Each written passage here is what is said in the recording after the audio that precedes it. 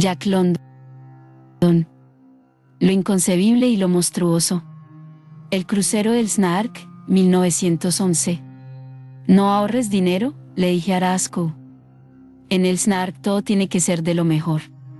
Y ni se te ocurra pensar en algo decorativo. La tablazón de pino desnudo es un acabado suficientemente bueno para mí. Invierte cuanto haga falta en la estructura. Logra que el Snark sea el barco más estanco y resistente de cuantos surquen los mares. Nunca te preocupes por lo que pueda costar, asegura que lo construyan estanco y fuerte, que yo me encargaré de seguir escribiendo para ganar el dinero necesario. Y así lo hice, lo mejor que pude, pues el Snark consumía mi dinero con mayor rapidez de la que yo podía ganarlo. Cada 2 por 3 debía pedir créditos para complementar mis ganancias. Una vez pedí $1,000, otra vez pedí $2,000, otra vez pedí $5,000. Trabajaba todos los días y mi dinero iba a parar a nuestro proyecto. Trabajaba hasta los domingos, no me permití ni un día de vacaciones. Pero valió la pena. Cada vez que pienso en el Snark sé que valió la pena. Veamos, amable lector, todo lo referente a la estructura del Snark. Tiene una eslora de 15 metros en flotación. Las tracas tienen un grosor de 75 milímetros, el forro exterior del casco tiene 63 milímetros de espesor, las planchas de la cubierta, 50 milímetros de espesor, y toda la madera empleada carece de nudos. Lo sé porque la encargué especialmente a Puget Sound. Además, el Snark tiene 4 compartimentos estancos, o sea que está dividido en 4 secciones independientes a prueba de agua. Por muy grande que sea una vía de agua en el Snark, solamente podrá inundarse uno de estos compartimentos. Los 3 restantes mantendrán el barco a flote y nos permitirían localizar y reparar la vía de agua. Esta distribución tiene además otra ventaja. El último compartimento, el situado más a popa, contiene 6 depósitos con un total de más de 4.000 litros de combustible. Es muy peligroso transportarlo en una pequeña embarcación que navegue por la vastedad de los océanos. Pero los riesgos se reducen mucho si los depósitos son bien estancos, y a su vez, situados en un compartimento que también sea estanco. El Snark es un velero.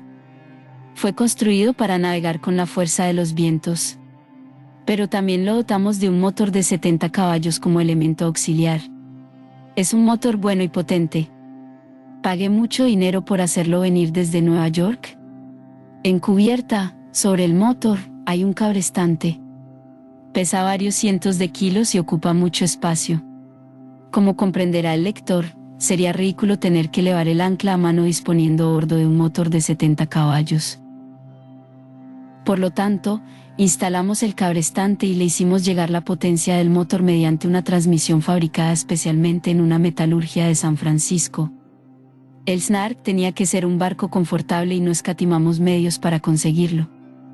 Por ejemplo, cuenta con un cuarto de baño, pequeño y compacto es cierto, pero con todas las comodidades que cabría esperar de un cuarto de baño en tierra firme. Es como un sueño maravilloso, repleto de aparatos, de bombas, de palancas, de válvulas para agua de mar. Durante la construcción pasé noches en vela pensando en el cuarto de baño. Después le tocó su turno al bote salvavidas. Va estibado sobre cubierta y ocupa el poco espacio libre que habría quedado para hacer ejercicios. Pero es algo así como un seguro de vida para nosotros, y cualquier nauta prudente, aunque hubiese construido un barco tan estanco y robusto como el Snark, procuraría disponer también de un buen bote salvavidas. El nuestro es de los buenos. Excelente es.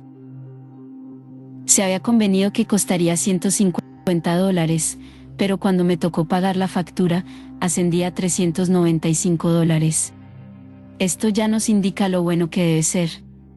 Podría extenderme relatando las virtudes y maravillas del Snark, pero me contengo. Ya he alabado demasiado a mi barco, y lo he hecho con un propósito concreto, como se verá antes de que concluya mi historia. Y por favor, no olvide el título que encabeza este escrito, lo inconcebible y monstruoso. Habíamos planeado que el Snark zarparía el 1 de octubre de 1906. Que no pudiera cumplir fue algo realmente inconcebible y monstruoso. No había excusa para que no pudiera hacerse a la mar, excepto por el hecho de que aún no estaba en condiciones de hacerlo, y yo no concebía ninguna razón por la que no pudiese estar en condiciones. Nos prometieron que estaría listo el 1 de noviembre, luego el 15 de noviembre, luego el 1 de diciembre, y nunca estaba a punto. El 1 de diciembre, Charmian y yo dejamos las dulces y limpias tierras de Sanouma para trasladarnos a la sofocante urbe, pero no por mucho tiempo, no, solamente por 2 semanas, pues queríamos zarpar el 15 de diciembre. Y estaba seguro de que así sería, pues Rasco me lo había dicho, fue por consejo suyo que vinimos a pasar las 2 últimas semanas en la ciudad. Pero pasaron las 2 semanas, pasaron 4 semanas, pasaron 6 semanas, pasaron 8 semanas, y cada vez parecía estar más lejos nuestra partida. ¿Por qué? No me lo pregunten a mí. No sabría qué decir. Es la única cosa en mi vida que nunca he podido acabar de entender. No hay explicación para esto, si la hubiese la habría encontrado. Yo, que soy un artesano del lenguaje, reconozco mi incapacidad para explicar el motivo de que el Snark no estuviese listo. Como ya dije antes, y ahora debo repetir, era algo inconcebible y monstruoso.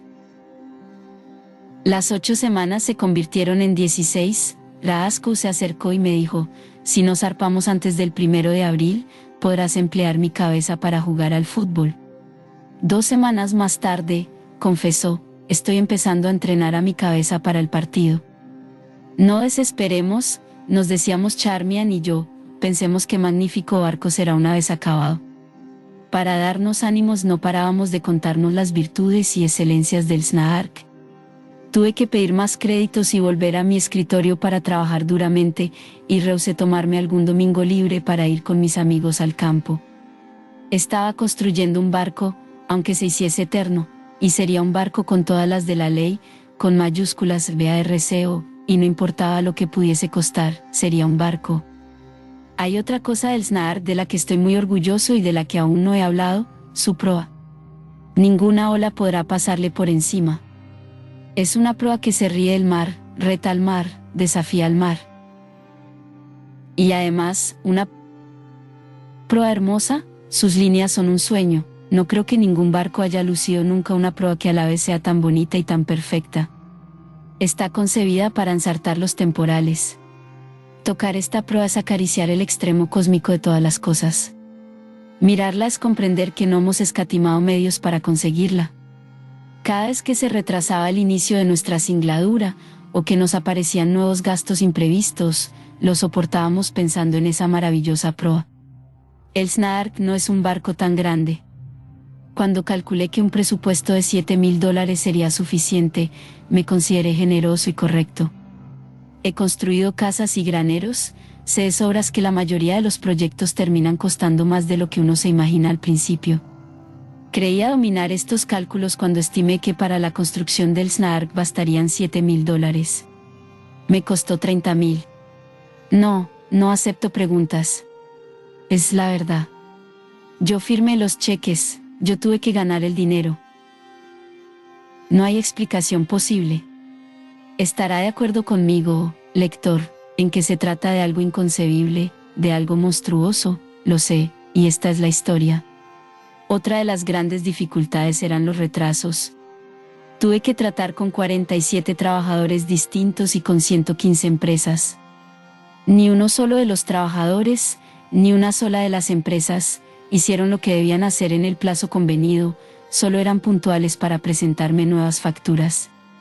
Los trabajadores apostaban el alma que lograrían concluir determinada fase en determinada fecha, por regla general, no solían retrasarse más de 3 meses.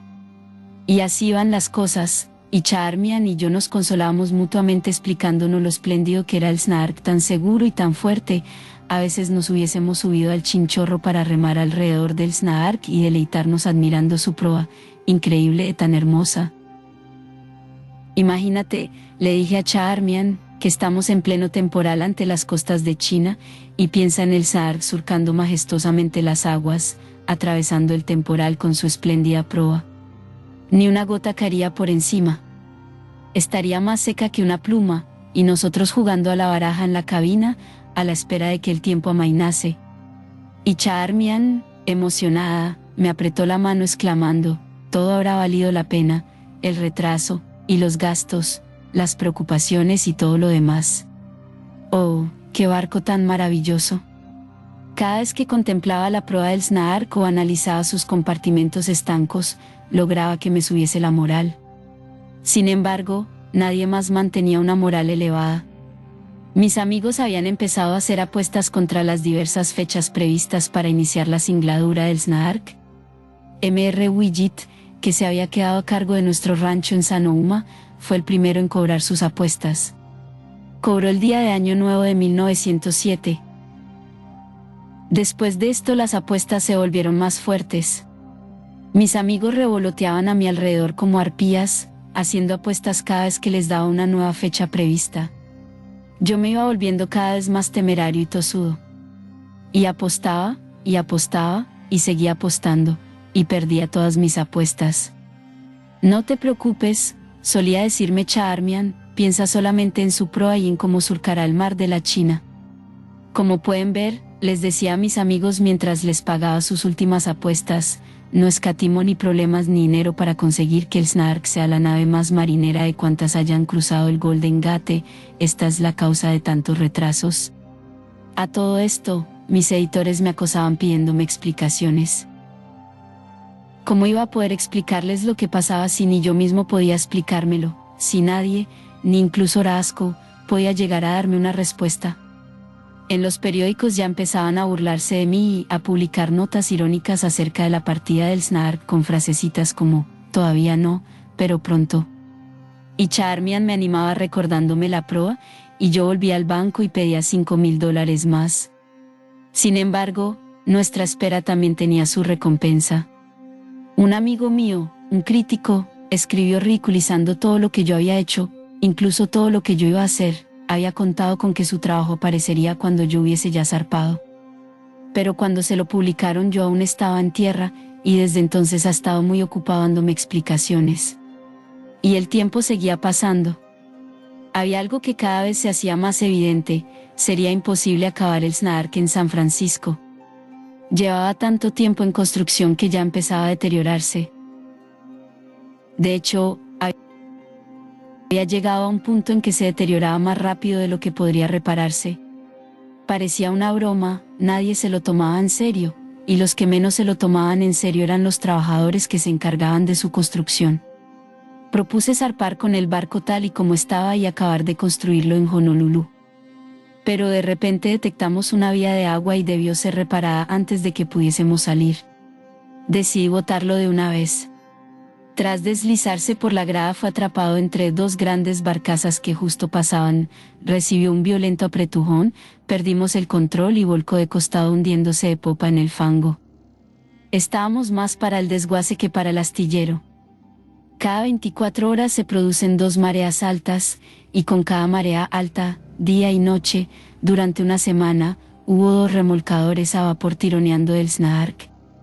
Estaba hundido en el fango, apoyado en su popa.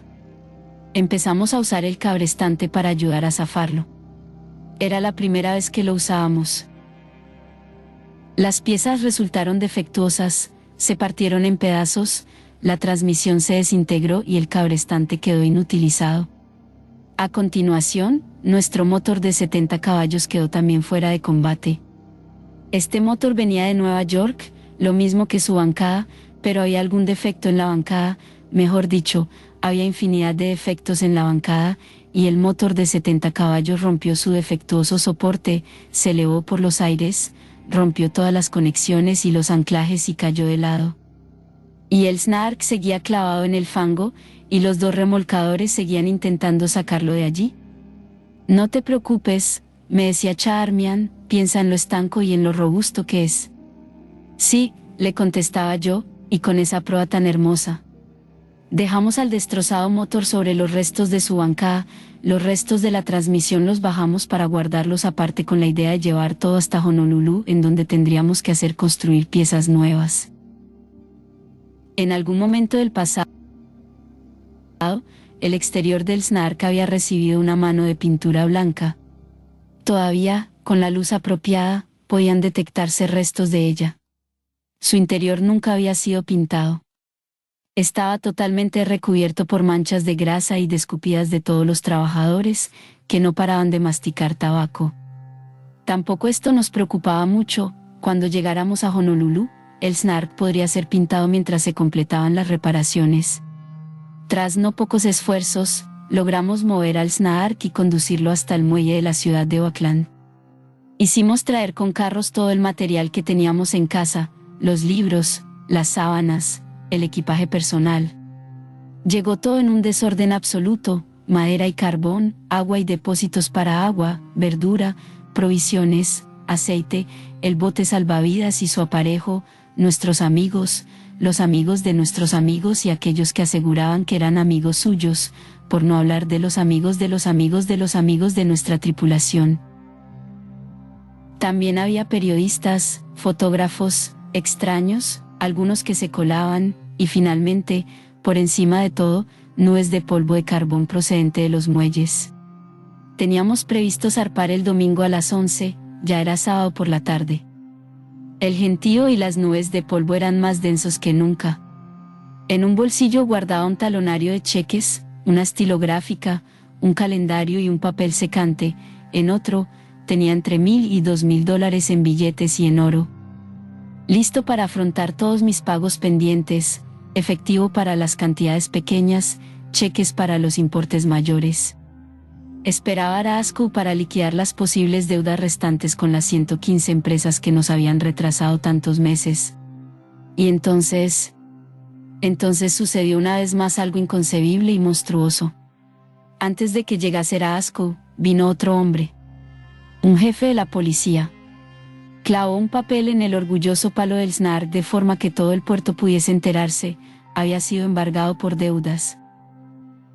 El policía dejó a un viejito a cargo y se fue. En consecuencia, ya no estaba yo al mando del Snark ni de su hermosa proa. Ahora resultaba su amo y señor el viejo ese, y me enteré además que yo estaba pagándole $3 al día al viejo ese para que fuera su amo y señor. También me enteré quién era la persona que había ordenado el embargo del Snark. Se trataba de un hombre llamado Sellers. Reclamaba una deuda de $232. ¿Quién diablos era el tal Sellers? Miré en mi talonario de cheques, vi que 2 semanas antes le había entregado un cheque de $500. Buscando entre otros talonarios, advertí que durante el tiempo de construcción del Snark le había pagado en total varios miles de dólares. ¿Por qué el tal Sellers no habría tenido la decencia de venir a cobrar esa miserable cantidad en vez de hacer que me embargasen el Snark? Metí las manos en los bolsillos. En uno encontré el talonario de cheques, el calendario y la pluma. En el otro estaban las monedas de oro y los billetes. Había suficiente efectivo como para cubrir esa deuda unas cuantas veces, porque no me habían dado la oportunidad de hacerlo. No había explicación. Era simplemente algo inconcebible y monstruoso.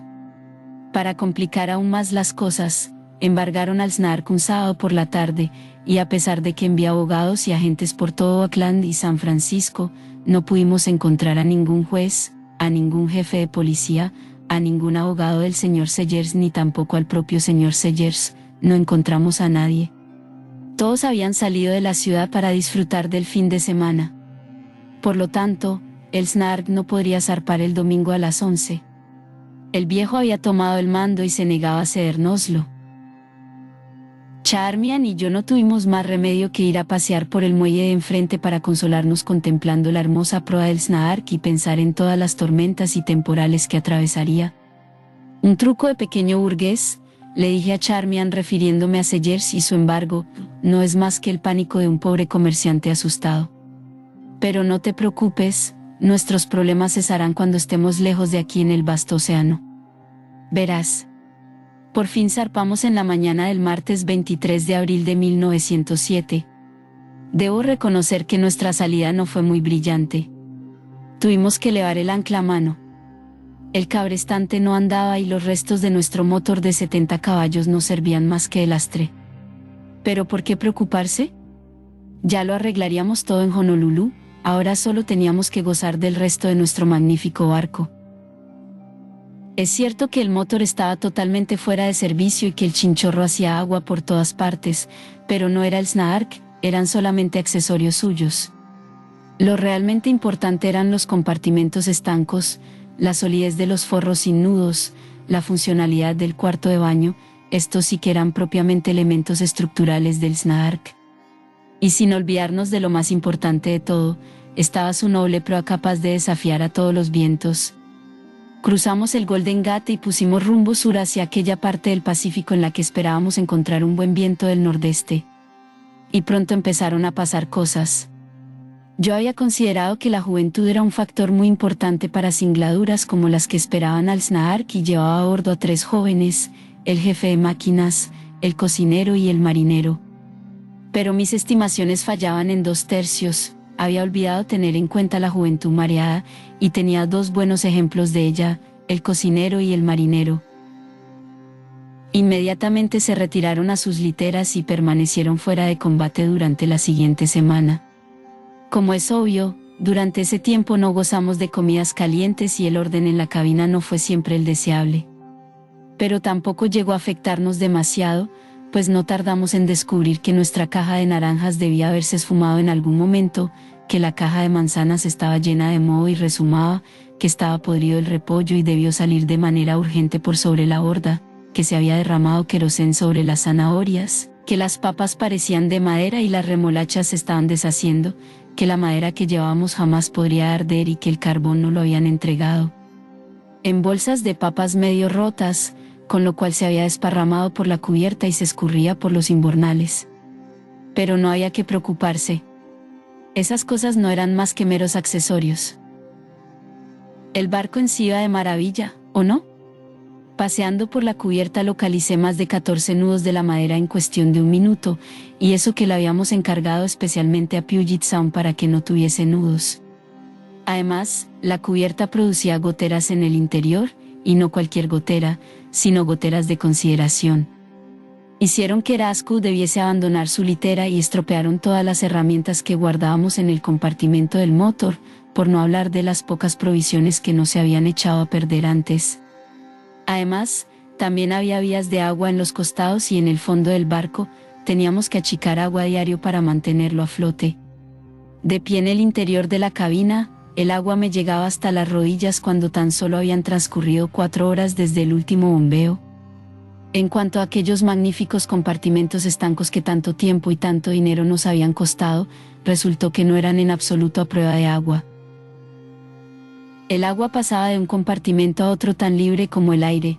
Además, un fuerte olor a combustible procedente del compartimento de popa me hizo sospechar que había fugas en uno o más de los depósitos. Sí, los depósitos perdían combustible, y el compartimento en el que estaban no era totalmente estanco. Luego estaba el cuarto de baño con sus bombas, sus palancas, sus válvulas para agua de mar, quedó fuera de servicio en las primeras 24 horas. Las fuertes palancas de acero se partían en nuestras manos cuando pretendíamos bombear con ellas. El cuarto de baño fue la zona del Snark que resultó más rápidamente destruida. Todas las piezas de hierro de a bordo, independientemente de su origen y su función, resultaron ser un verdadero desastre. Por ejemplo, la bancada del motor procedía de Nueva York y fue un desastre. La transmisión del cabrestante fue especialmente diseñada y construida en San Francisco y fue otro desastre. Y por último estaban las piezas empleadas en la jarcia, que empezaron a saltar en pedazos en cuanto fueron sometidas a las primeras tensiones. Estaban todas construidas con hierro de primera, sí, pero se partían como si fuesen macarrones secos. El pico de la mayor no tardó en romperse. Lo sustituimos por el de la vela de capa y, en solo 15 minutos de servicio, también se rompió. Tengamos en cuenta que lo habíamos sacado de la vela a usar en caso de temporal, o sea, la más resistente. En ese momento el Snark navegaba llevando la vela mayor como una ala rota y mal emparchada. Veríamos si en Honolulu podían conseguir cerrajes de una cierta calidad. Nos habían estafado y nos habían dejado hacernos a la mar a bordo de un colador, pero el señor debía de tenernos en gran estima, pues nos proporcionó tiempo en calma para que nos diésemos cuenta de que deberíamos bombear a diario para mantener el barco a flote y que podíamos confiar más en la resistencia de un escarbadientes que en la de cualquiera de las piezas metálicas que llevábamos a bordo. A medida que la estanqueidad y la robustez del Snark iban quedando en entredicho, Charmian y yo poníamos todas nuestras esperanzas en la maravillosa proa del Snark. No dejaba nada que desear. Ya sé que todo era inconcebible y monstruoso, pero al menos la proa parecía ser racional. Hasta que una noche empezamos a cuestionarnos también eso. ¿Cómo podría yo describirlo?